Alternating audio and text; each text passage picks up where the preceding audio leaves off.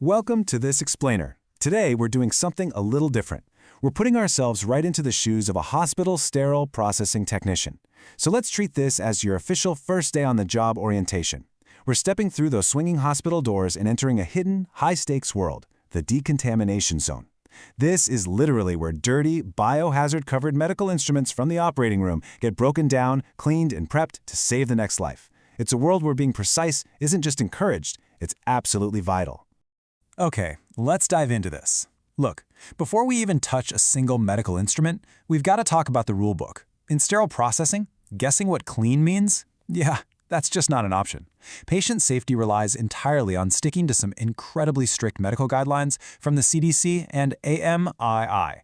And AMI, by the way, is the Association for the Advancement of Medical Instrumentation. These aren't just polite suggestions, They are the absolute baseline standards keeping patients safe from life-threatening, hospital-acquired infections. Simply put, if a process doesn't meet these codes, it just doesn't happen. So here's our game plan for today. First, we'll enter the decontamination zone. Second, we're suiting up for safety. Third, we'll run the cleaning gauntlet. And finally, inspection and common mistakes. Starting with Section 1, enter the decontamination zone, where we look at the high stakes of sterile processing. Picture an operating room. A surgeon's skill is obviously paramount, right? But think about it. That surgeon literally cannot do their job if their tools aren't flawlessly sterile.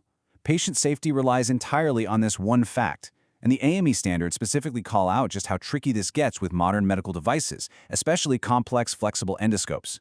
We're talking about incredibly intricate instruments with these long, tiny, narrow internal channels, which are called lumens. Imagine trying to clean blood, tissue, and microscopic bioburden out of a flexible tube that's several feet long but only millimeters wide. It is an unforgiving task. It's kind of wild to think that a single microscopic mistake here can have massive, catastrophic consequences for the very next patient. Let's move on to Section 2, suiting up for safety, protecting the first line of defense. Now, what's really interesting about this setup is that these PPE requirements are definitely not your standard hospital scrubs. Since we're walking into a wet, splash-heavy zone that's covered in biohazards, we have to wear an impervious gown. That means liquid absolutely cannot soak through to your skin, period. We also need heavy-duty gloves, ones specifically designed for decontamination, not just those flimsy latex ones you'd see at a regular doctor's visit. And because we're going to be brushing and spraying down instruments, a face mask and wraparound eye protection, those are absolute, non-negotiable necessities. This gear shields the technician so the technician can focus entirely on shielding the patient. All right, Section 3, the cleaning gauntlet. Here is the step-by-step decontamination process. Let's map out the life cycle of a dirty medical instrument the moment it leaves the OR. This journey follows a very strict chronological macro sequence. Step 1 starts with point-of-use treatment. Then items move right into manual cleaning. Next up, they take a dive into ultrasonic cleaners. And finally, they head into the massive automated washers.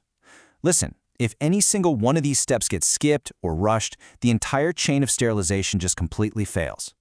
Let's zoom in on that first step. Honestly, decontamination doesn't even start in the sterile processing department. It actually begins right there in the operating room. Point-of-use treatment begins immediately after the surgeon finishes using the tool. The surgical staff has to spray the instrument down with a specialized pre-treatment solution. Why?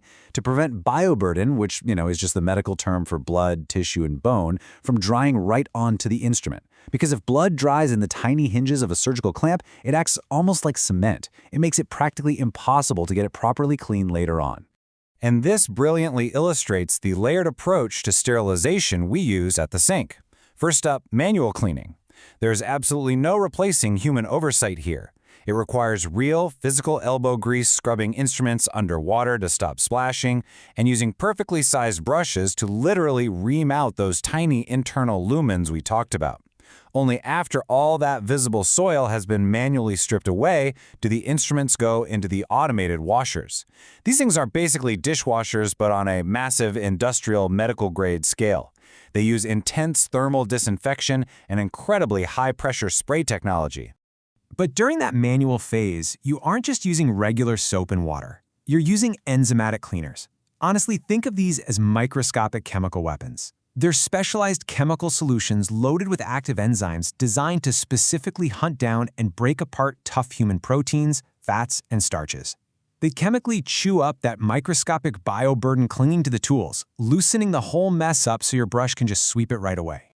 So the crucial point is, even with the absolute strongest chemicals, some crevices are just way too small for human hands to reach.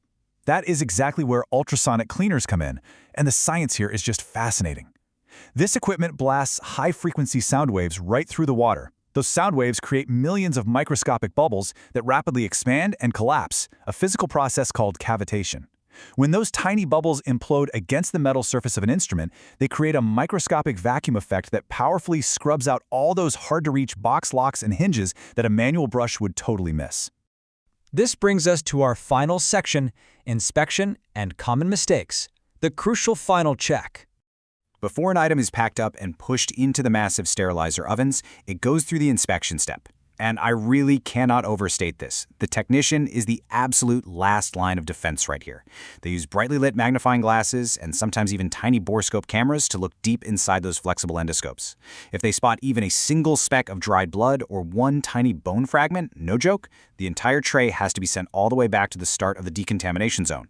Why? Because if an instrument has bioburden on it, the sterilizing steam later on cannot penetrate the surface, meaning the instrument simply isn't sterile. A simple visual check here literally saves lives.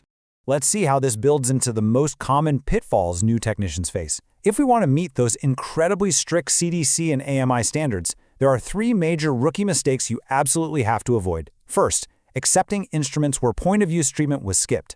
If tools arrive dry and crusty, it jeopardizes the entire process. Second, poor PPE compliance. Do not ever pull your mask down or take off your eye protection while you're at the sink. Just don't do it. And third, inadequate manual brushing of lumens. Yeah, it's super tedious work, but rushing a brush through a tube just once instead of doing the required multiple passes, that is exactly how dangerous bacteria survives the gauntlet. So to quickly recap our orientation today, this job is incredibly demanding. From that very first spray at the point of use in the operating room, right through the rigorous manual brushing, the chemical baths, the sonic waves, all the way to the final automated thermal wash, every single step matters.